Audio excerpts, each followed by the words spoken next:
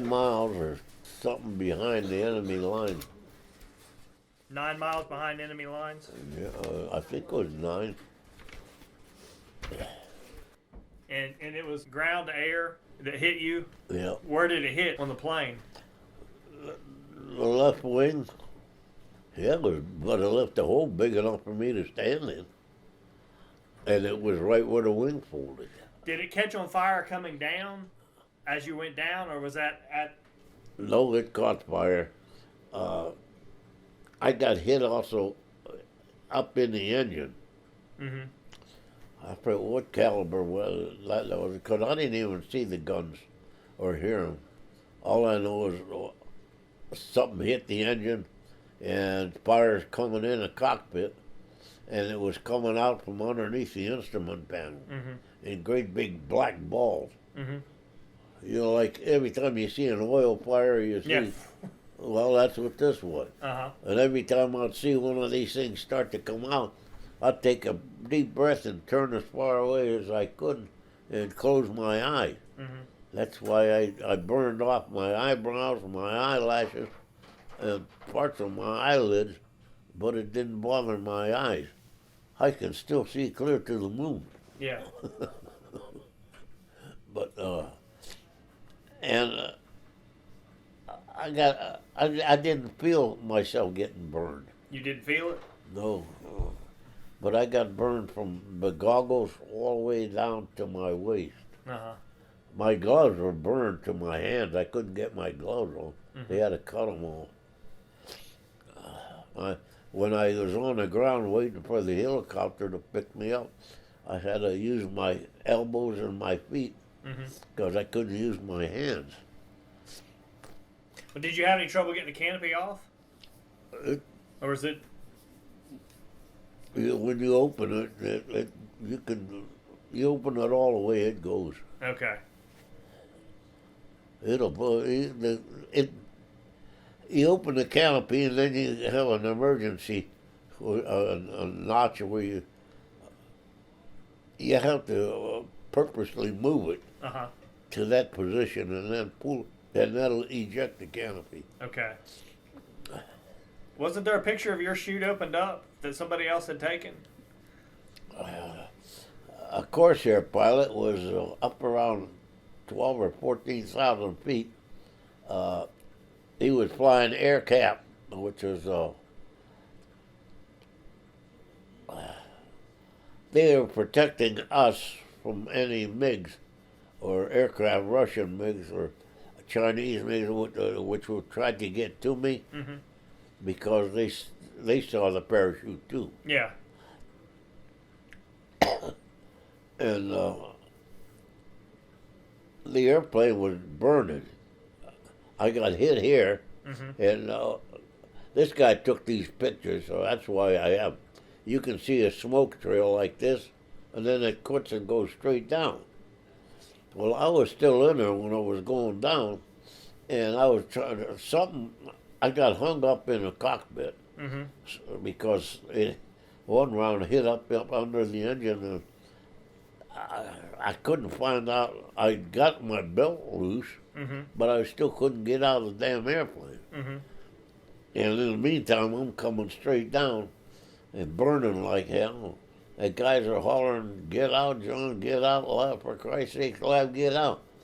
Well, I pushed the mic button. I said, "What the hell you think I'm trying to do in here?" What else can you say? Well, I finally got out, but the parachute people told me that had I got out, well, let me back up a little bit. It says, "Don't panic. No, yeah. Look for the D-ring and then pull it and the parachute will open." Okay. I'm coming down lickety split. I said, "Don't panic. Look for the D-ring." I look for the D-ring. Everything's burned off. There is no D-ring. I said, "Well, I think I have a parachute." I reached up under my legs, and I felt a parachute. So I pulled the flap open. Don't ask me how I got that open, because that some bitch is wired shut, so that you don't accidentally open the parachute, because that's what you're sitting on. Yeah. Well, pull that off, and I start pulling parachute out. Mm-hmm. And I'm busy pulling parachute out and going down, and I look down. I thought, what a hell of a way to die. There was a big tree down there, and it looked to me like I was right here. Mm-hmm. And the next thing I know, I didn't even feel the chute open. I'm standing on the ground, right next to this tree. I didn't feel myself hit. I didn't feel a jolt. Nothing. And the parachute people said if you'd have been a second earlier or later, you'd have probably busted every bone in your body. So you're there standing. The parachute opened and collapsed. And that guy who was taking the pictures, the only one that saw it open. They said, there's no survivor. Mm-hmm. He said, bullshit. He says, I just saw the chute open. He had to talk like hell because they will not send a rescue squad in there unless they have a definite sighting of a survivor. Yeah. And nobody saw the chute open but that one guy. And I still have somewhere in the bedroom and drawers about 6 or 7 slides, 35 millimeter slides that he took, and he sent them to me. And they're the smoke, you can see them coming down. As a matter of fact, when you go to Google Captain John Lavra or U.S. Navy Gross Seal Collection or whatever it is, you can see that's the slides. You can see the smoke this way and in this way. Mm-hmm. And I'm just standing there, and all of a sudden I hear bling, bling. Christ, they're shooting at me. And I dove head first into the bushes. And that was hurting. I was on the side of a hill. And I figured I had to get to the top of the hill for the helicopter to pick me up. Mm-hmm. I couldn't use my hands. I couldn't stand up, so I went up using my elbows and my feet and staying with my head below the bushes because the damn people were still shooting, trying to shoot the helicopter down when it was coming. About how long do you think it took by the time you were on the ground to the time the helicopter plucked you up? I wouldn't have any idea. Yeah. It could have been 3 minutes, could have been a half an hour. To me, no time, no concept. I was busy doing something else. Actually, I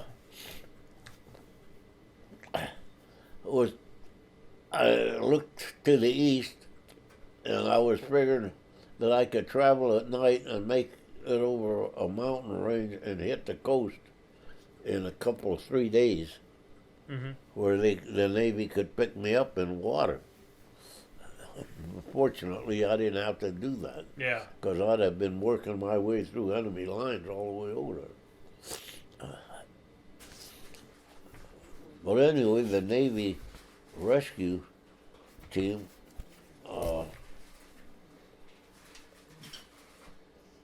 came and got me. They dropped a sling down, which we call a horse collar.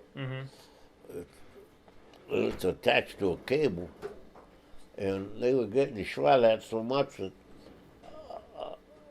normally you just crawl into that thing and you put your arms in it and lock your arms down. And even if you get hit, you won't fall out. Yeah. Well, at first they couldn't get the damn cable down. They couldn't get the horse collar down. They didn't have it down far enough. And they were getting shot at something fierce. And so they went around for another go at it. And the second time, they didn't stop. The crewman motioned me like this. So I start running through the brush. And I thought they were shooting at me, but they were trying to hit the helicopter. And when I got running, the damn hill just gave, And I jumped off that hill and hooked one arm through that damn horse collar. Mm-hmm. And I was like this, and I knew I wasn't coming out of that horse collar. And when they took off, I'm dangling out there in the flying in space with just nothing but me and cable up to the helicopter, and I could hear these rounds going wing, wing by my Zipping. head. Yeah. But they're hitting the helicopter, and fortunately, they went through the side of the helicopter and out the other side without hitting anything that did any damage. So, actually, they could have hit me with a damn held a rifle by the barrel and hit me with the butts and knocked me off of there.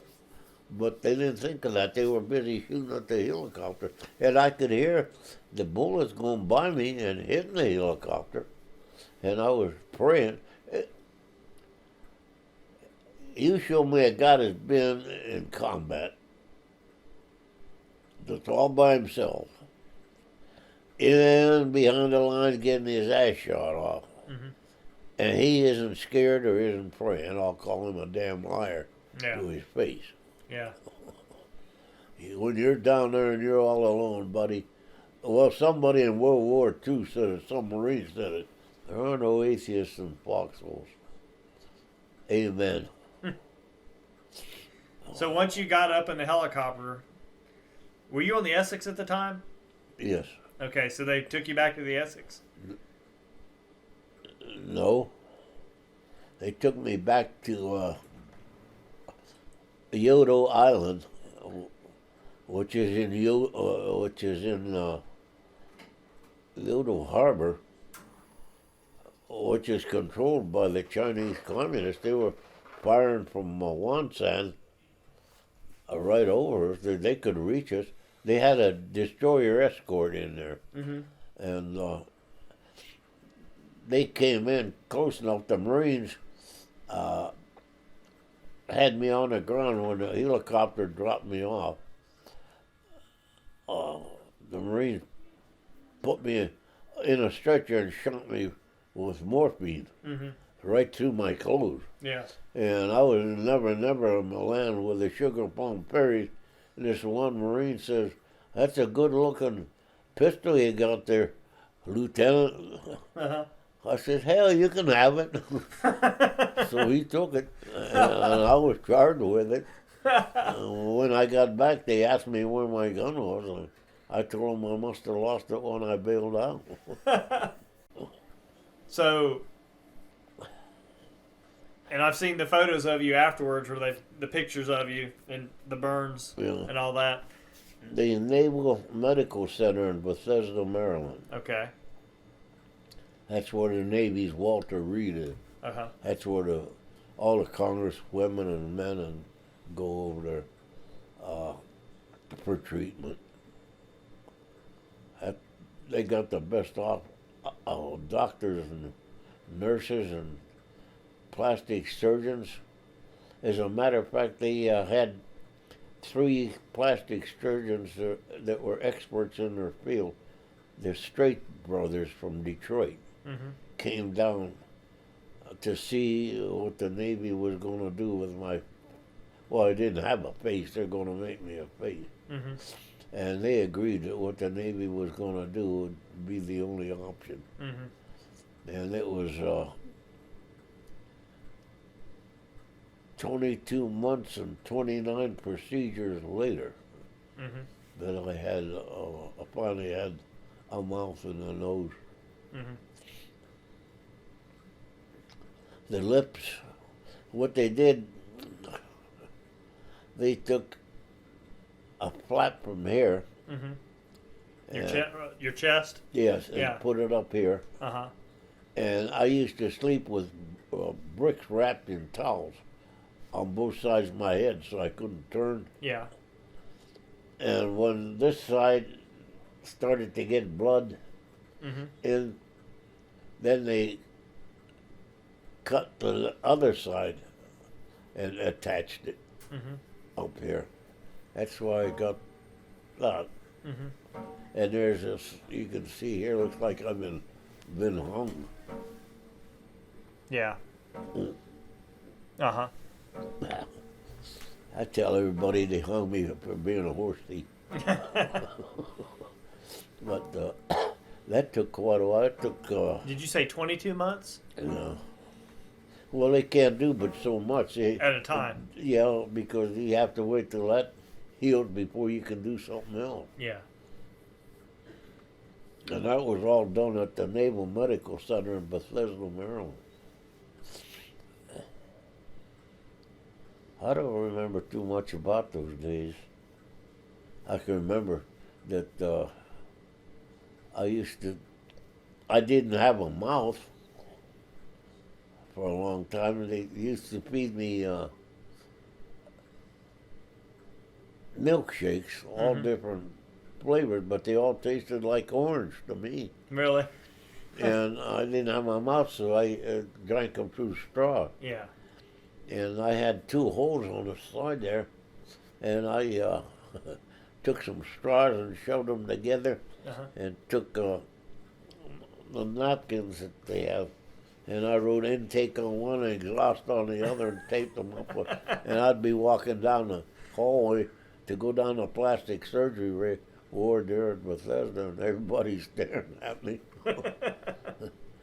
And then one day I remember the main service elevators were out. That was on a weekend, and they were transporting me from the plastic surgery ward up to my room, and they have to take you. You can't walk.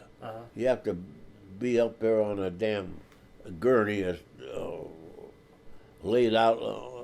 On a gurney. It was a weekend, and we had to go through the main lobby. And the nurse explained to me that we're going to have to use the regular elevator because the service elevators were out. Yeah. And it was a weekend, so I'll hear a bunch of people talking. Well, just as she hit the door, the double doors, I stiffened up under the sheets and threw the sheets over my head. Laid stiff? And she says, don't do that, don't do that. And I heard a young kid, Ma, she's talking to a dead man.